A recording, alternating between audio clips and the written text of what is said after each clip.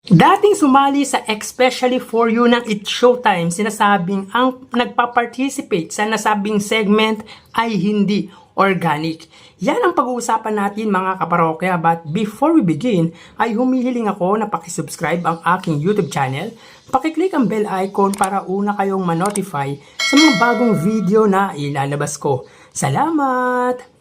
So ngayon po ay araw ng Biyernes, June 7 at tulad ng lagi nating tampok dito tungkol sa online live viewership ng dalawang noontime show, ang It's Showtime at Eat Bulaga, ay pag-usapan muna natin ang di umano'y sinabi ng dating sumali at nanalo sa Especially For You.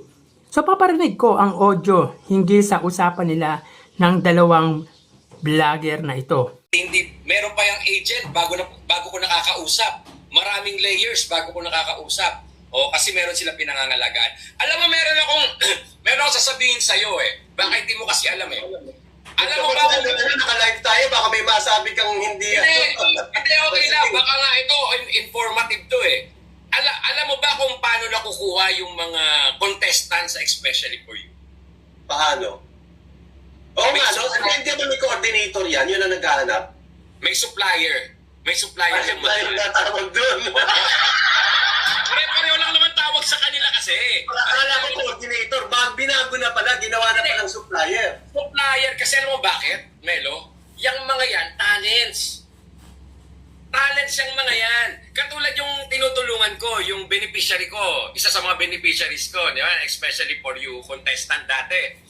Talent yun. Ibig sabihin ng talent, pag sinabi mong talent kasi, professional talent, lumalabas sa mga teleserye, sa mga shows, di ba? Para hindi na mahirapang kumuha. O, sabi ni Justin Kabugok, huwag mong i-booking. Wala namang masama. Wala namang masama doon, di ba, Melo? Oh. No comment ako dyan. Wala pa kasi akong alagang talents. Ay guys, sa hindi po nakakaalam, si Kuya Jay po, hawak po yan ng mga Viva Max. Kaya expect ninyo kapag naging regular na kami dito, may mga guestings kami dito. Oh, hindi Melo, may pagkakaiba kasi yung talent tsaka artista Pag sinabing talent kasi, yun yung pinagandang salita ng extra. Mga extra. Yung mga extra, yung mga big players, yung mga... Yung extra ha? Ang pangit kasi pakinggan sa tenga ng extra. Kaya nag-evolve yung salitang yan, yung salitang extra nag-evolve, ginawang talent. So, talent supplier, yung mga yan. So, yung mga lumalabas na Especially For You, mga talents yung mga yan. Maniwala ka, dahil ako mismo, Melo, ako, naging contestant. Yo!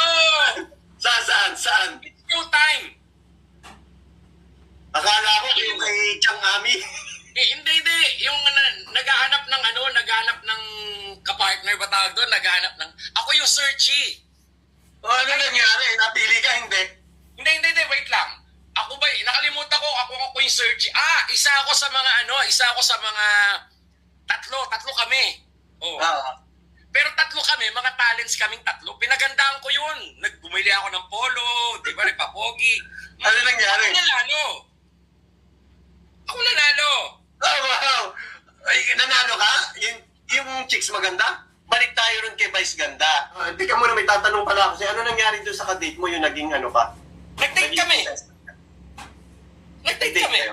O kasi kailangan yung requirement yun, nanalo kami. Ano na panalunan nyo? May pera ba kayo nakuha? Pera, kasi hindi kahit naman yung hindi napili, may pera din barya. Di ba? Pero hindi ako bilang ako yung nanalo, mas malaki. Pero may komisyon yung supplier. Oh!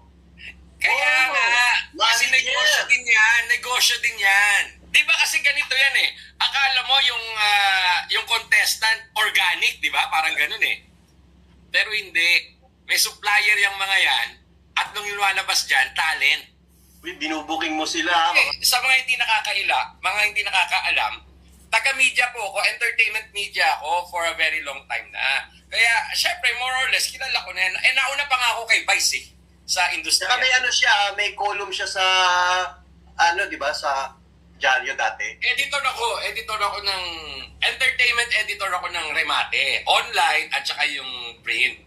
Kaya kahit paano, Melo, may authority tayong mag-critic at mag-observe dahil Syempre, matagal na tayo sa industriya na to eh. So yun nga mga kaparokya, ang topic nila ay yung issue ni Vice Ganda.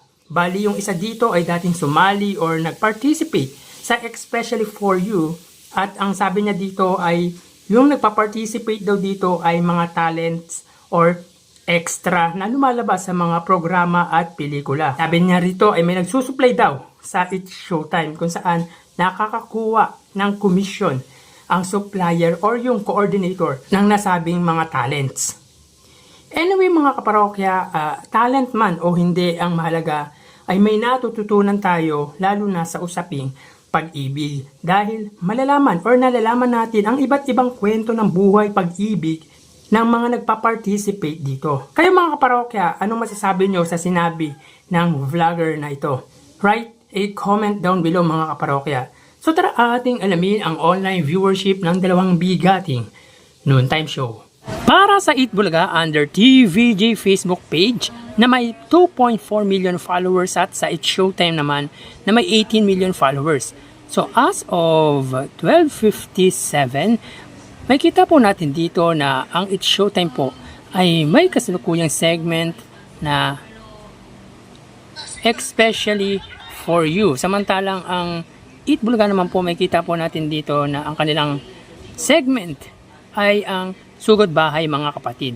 So dito makita po natin ang It's Showtime ay may 17.2 thousand viewers, samantalang ang Eat Bulaga ay may 5.2 thousand live viewers. So dito angat po ang It's Showtime sa kanilang Facebook Live against Eat Bulaga ng 12,000 viewers. So mapunta naman po tayo sa TV Network YouTube channel at unahin po natin ang TV5 na may kasalukuyang subscribers na 1.82 million.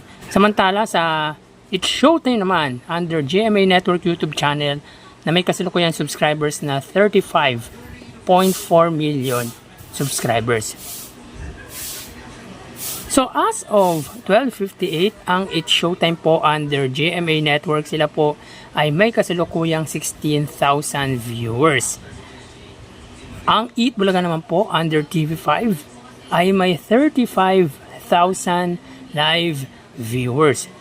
So ulitin po natin mga kaparokya, as of 12:59 ang GMA Network YouTube channel, sila po ay may 16,000 live viewers. Ang Eat Bulaga naman po under TV5 Philippines ay may 35,000 live viewers.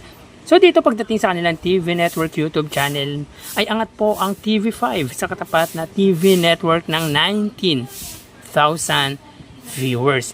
So mapunta naman po tayo sa main YouTube channel ng dalawang noontime show at unahin po natin ang It's Showtime under ABS-CBN It's Showtime na may kasalukuyang subscribers na 2.24 million. Samantalang ang Eat Bulaga naman po under po yan sa Eat Bulaga TVJ YouTube channel, may 1.01 million subscribers. So as of 1 PM ang It's Showtime po, sila po ay may 98,000 viewers. Ang Eat Bulaga naman po, sila po ay may 55,000 live viewers. So again, as of 1 PM ang It's Showtime, sila po ay may 98,000 live viewers, samantalang ang Eat Bulaga naman po, sila ay may 55,000 live viewers. So dito makikita po natin pagdating sa kanilang main YouTube channel ay angat po ang It's Showtime sa Eat Bulaga ng 43,000 viewers. So bali, ang total na nakuha ng dalawang noontime show ay, para po sa Eat Bulaga, sila po ay nakakuha ng 95,000 live viewers, samantalang ang It's Showtime naman po ay 132,000 live viewers. Dito po pagdating sa kanilang unang yugto ay angat po ang It's Showtime sa katapat na noontime show na Eat Bulaga ng 37,000 live viewers. So again, ang Eat Bulaga po ay may 95 total live viewership sa unang yugto at ang It's Showtime po ay may 132,000 viewers. Sa mga kaparokya, ang link po ng topic natin sa ngayon ay makikita po sa description ng video na ito. So yan po lumalabas sa kanilang online viewership as of 1:02 PM at mamaya ho magbabalik po tayo sa ikalawang yugto ng ating online views update ng dalawang noontime show dito sa bansa. Magpapaalam po muna pansamantala. Thank you and God bless.